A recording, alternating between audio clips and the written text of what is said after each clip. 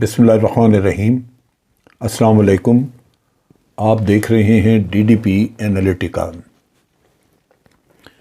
اس وقت پاکستان کے عوام انتہائی درد و کرب میں مبتلا ہیں، اور کوئی ذریعہ، کوئی رستہ ایسا نہیں نظر آتا جس سے یہ کہا جا سکے کہ ان کی تکالیف کو کم کرنے کی کوئی کوشش کی جا رہی ہے یا کی جا سکتی ہے۔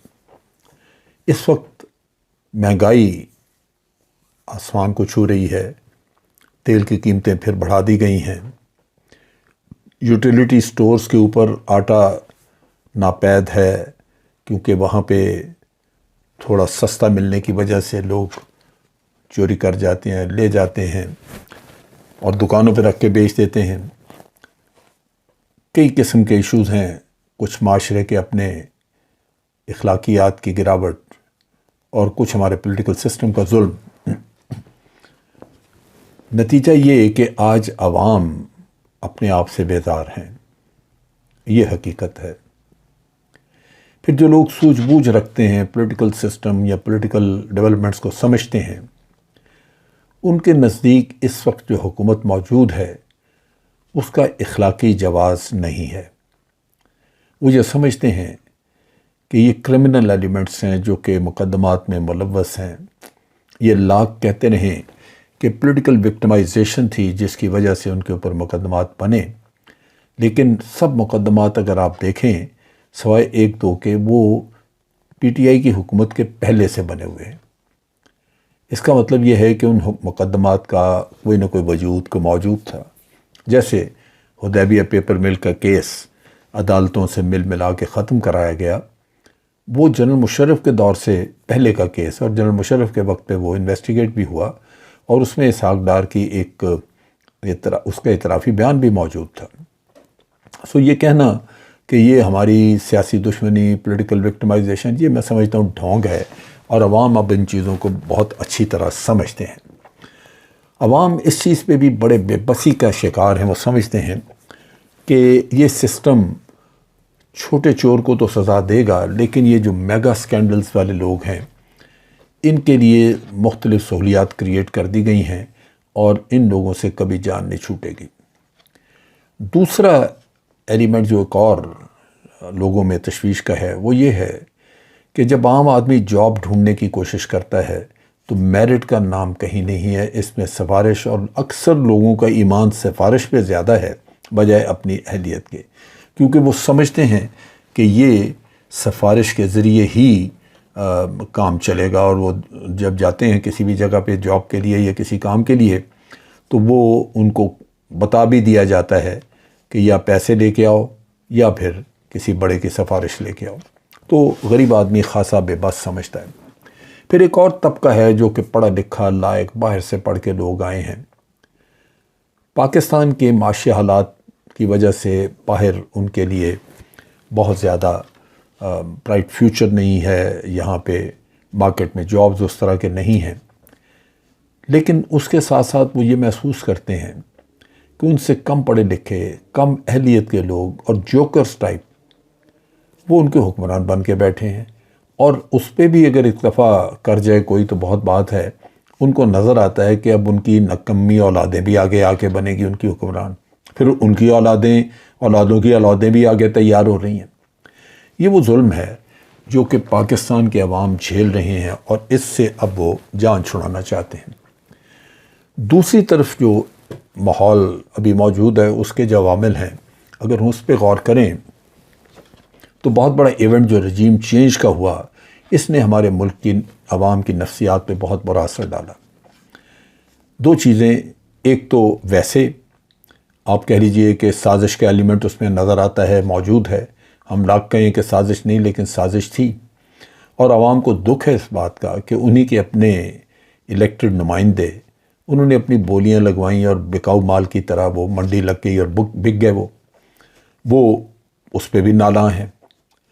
لیکن اس سے بڑھ کے جس چیز نے یہاں پہ بڑی مایوسی پیدا کی ہے، وہ ہے ایک ایسا عنصر جو عوام سمجھتی کہ ان کو دھوکہ دیا گیا، ان کو چیٹ کیا گیا ہے۔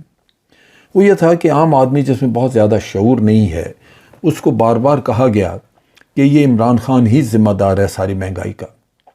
مریم کی تقاریر ہیں جہاں وہ کہتی ہے کہ عید کیسے آپ لوگ منائیں گے، آج پیٹرول 118 روپے لیٹر ہو گیا ہے، آج یہ ہو گیا ہے، آج وہ ہو گیا ہے، آپ کھائیں گے کیا اور اپنے موٹر سائیکل میں پیٹرول کیا ڈلوائیں گے۔ لیکن ان لوگوں میں کوئی شرم نہیں ہے کہ وہ اس چیز پہ قوم سے معافی مانگیں، نہ ہی ان میں یہ شرم ہے کہ آج مہنگائی کرتے ہوئے کوئی تھوڑا سا سوچیں۔ وہ تو IMF جو کہہ رہی ہے وہ کرتے جا رہے ہیں۔ نتیجہ یہ ہے کہ عوام سمجھتے ہیں کہ انہوں نے مہنگائی کے نام پہ ہمیں آگے لگا کے ایک اچھی چلتی حکومت کو ختم کیا اور خود آ کے ہمیں اسی طرح لوٹنے کا کام شروع کر دیا۔ سمجھ یہ لگتی ہے کہ ان کا قطعاً یہ مسئلہ نہیں تھا کہ عوام کو کوئی ہم نے سکھ دینا ہے، کوئی ان کے لیے ان کی مشکلات آسان کرنی ہے۔ ان کا مسئلہ سارا اپنے ہی کام تھے، اپنا معاملہ تھا کہ یہ آگے بھی الیکٹ ہو کے آتے رہیں، لہذا الیکٹورل پروسیس کو خراب کرنا ہے، اور اسی طرح انہوں نے اپنے کرپشن کے مقدمات، ان کے کاغذات، ان کی جو شواہد ہیں ان کو ختم کرنا ہے، تاکہ ان کا نیریٹو کہ یہ ہماری پولیٹیکل وکٹمائزیشن تھی وہ کارآمد رہے، چلتا رہے، اور کوئی بھی عدالت آئندہ بھی کبھی یہ مقدمات ثابت نہ کر سکے۔ اب ان چیزوں پہ لازماً جب آپ کسی کو دباتے ہیں، مارتے ہیں تو چیخیں نکلتی ہیں۔ آپ اگر کسی بچے کو اسکول میں ٹیچر مارے اور وہ آگے سے روئے اور ماسٹر کہے کہ تم رو نہیں، میں تمہاری آواز سنوں گا تو میں تمہیں اور ماروں گا، تو یہ تو ظلم پہ ظلم ہو گیا۔ کم از کم اس ملک کے فضا میں رونے کی اجازت تو ہونی چاہیے۔ آج ہی آپ دیکھیے کہ ایاز امیر صاحب جنہوں نے کل اسلام آباد بار کونسل میں، اسلام آباد ہائی کورٹ بار کونسل میں تقریر کی تھی، اس تقریر کی ان کو سزا مل گئی اور آج ان کو دنیا نیوز کے آفس کے باہر مارا گیا، ان کا ٹیلی فون بھی چھینا گیا۔ اب یہ کام کئی لوگوں کے ساتھ ہو چکا ہے۔ اس سے پہلے آپ نے دیکھا شیریں مزاری کے ساتھ بھی ہوا، اس کی بھی کھینچا تانی ہوئی۔ یہ جو ٹرینڈ چل نکلا ہے، آپ اس کو یوں دیکھ لیجئے کہ یہ رانا ثناء اللہ کی کرتوت۔ آپ رانا ثناء اللہ کا کام دیکھیے کہ جب پرائم منسٹر شپ سے ہٹنے کے بعد عمران خان نے پہلی کال دی، لانگ مارچ کی، تو لانگ مارچ کے نتیجے پہ جو موومنٹ تھی لوگوں کی جو ہوئی، اس کو ختم کرنے کے لیے جس طرح پولیس فورس کا بے دردی سے استعمال کیا گیا، خواتین کو مارا گیا۔ ڈاکٹر یاسمین راشد، ایک پڑھی لکھی بہت ہی مدبر خاتون، اور اسلام آباد ڈی چوک پہ پہنچنے کے لیے بچے، عورتیں یہ جا رہے تھے، ان پہ ٹیئر گیس کی شیلنگ شروع کر دی، اور پھر جھوٹے مقدمے ہر کسی پہ بنائے ہوئے۔ بات یہ ہے کہ یہ کام درست نہیں ہے، یہ اس سے سوسائٹیاں پنپتی نہیں ہیں، آگے نہیں بڑھتی۔ اگر کسی کو یہ خیال ہے، رانا ثناء اللہ کو یا کسی کو، کہ ان کاموں کی وجہ سے وہ یہاں پہ کوئی حالات اپنے لیے بہتر کر لے گا یا تحریکیں دبا لے گا، تو یہ ممکن نہیں ہے۔ پہلی حقیقت جو ہمیں سب کو تسلیم کر لینی چاہیے وہ یہ ہے کہ آج پبلک جینوئنلی عمران خان کے ساتھ ہے۔ اس وجہ سے نہیں کہ وہ کوئی بہت بڑا سیاستدان ہے، اس وجہ سے نہیں کہ وہ بہت ہی بڑا کوئی عالم آدمی ہے یا دانشور ہے بہت بڑا، یہ بھی نہیں۔ اور ہو سکتا ہے کہ بہت سارے لوگ وہ سازش والے نیریٹو پہ بھی یقین نہ کرتے ہوں۔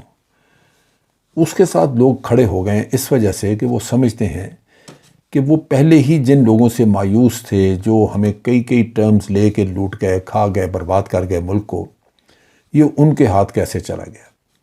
تو یہ حقیقت ہے جیسے ہمیں تسلیم کرنا چاہیے، اور اس کو حل کرنے کے لیے حل ڈھونڈنا چاہیے کہ ہم کیسے اس سچویشن میں سے باہر نکلیں جہاں عوام مطمئن ہوں، اور یہ سارے سسٹم جو بھی آگے جس طرح بھی ہم بنائیں وہ عوام کی تمنا اور خواہشات کے مطابق ہو۔ اگر وہ نہیں ہوگا تو بہر صورت اس میں احتجاج ہوگا، اس میں مشکلات آئیں گی، لیکن یہ مشکلات جو ہیں ان کا نتیجہ کچھ اور بھی نکلے گا۔ جو کچھ ہم دیکھ رہے ہیں ابھی ہو رہا ہے، جو لانگ مارچ کے ساتھ کیا گیا یا بعد میں، اس سے عوام کے اندر غم و غصہ بڑھ رہا ہے، کم نہیں ہو رہا۔ میں ایاز امیر کے واقعے پہ آج دیکھ رہا ہوں جو کچھ بھی سوشل میڈیا پہ چلتا رہا ہے، تو مجھے افسوس ہے، مجھے دکھ ہے کہ ہم ایک مہذب ریاست کی بجائے ایک انتہائی جاہل قسم کی ریاست بنتے جا رہے ہیں۔ اب ان حالات میں اگر عوام بے قابو ہو جاتے ہیں، کسی وقت پہ آ کے ان کا صبر بھی جواب دے جاتا ہے، تو آپ سوچئے کہ سڑکوں پہ اگر احتجاجی جلسے، جلوس، آپ کی اکانومی پہلے ہی اچھی نہیں ہے، کام رک جائے، نظام زندگی مفلوج ہو جائے یہاں پہ، یا تعمیری ایکٹیویٹی کی بجائے ڈسٹرکٹیو ایکٹیویٹی شروع ہو جائے یہاں پہ، تو آپ سوچئے کہ ہمارے ملک کا کیا ہوگا۔ میرا خیال ہے کہ اس بات پہ اوپر، اس معاملے کے اوپر بڑے ٹھنڈے دماغ سے اپنی ایگو اور انا کو کہیں ایک طرف رکھ کے تو ملک کے بارے میں سوچنا چاہیے، اور اس وقت جو ہم سے غلطیاں ہو چکی ہیں ان کو درست کرنے کے لیے سوچا جائے، ان کے لیے ازالہ کیا جائے، اور اپنے عوام کو اپنے عوام سمجھا جائے، اپنے مخالف بولنے والوں کو حق دیا جائے، کیونکہ وہ بالآخر پاکستانی ہیں اور کل آپ کے ساتھ ہوں گے۔ تو اگر ہم یہ نہیں کریں گے تو سوسائٹی وائلنس کی طرف بڑھے گی، اور پھر میں سمجھتا ہوں حالات بگڑتے دیر نہیں لگے گی۔ اس کی ہرگز یہ وجہ نہیں ہے کہ سارے پاکستانی یہاں پہ ٹیررسٹ ہیں، نہیں۔ اس کی وجہ بنیادی یہ ہے کہ ہمارے آس پاس ہمارے دشمن بیٹھے ہوئے، وہ صرف طاق لگا کے بیٹھے ہوئے ہیں۔ انسٹیبلٹی افغانستان میں بہت ہے جس کو استعمال کیا جا سکتا ہے۔ میں اپنے طور پہ اپنے خیالات سامنے رکھ رہا ہوں اس توقع سے کہ ہمارے ارباب اختیار صرف اور صرف اپنے ملک کے مفاد میں سوچتے ہوئے میری گزارشات پہ توجہ دیں گے۔ آج کے لیے اتنا ہی۔ افواج پاکستان زندہ باد، پاکستان پائندہ باد۔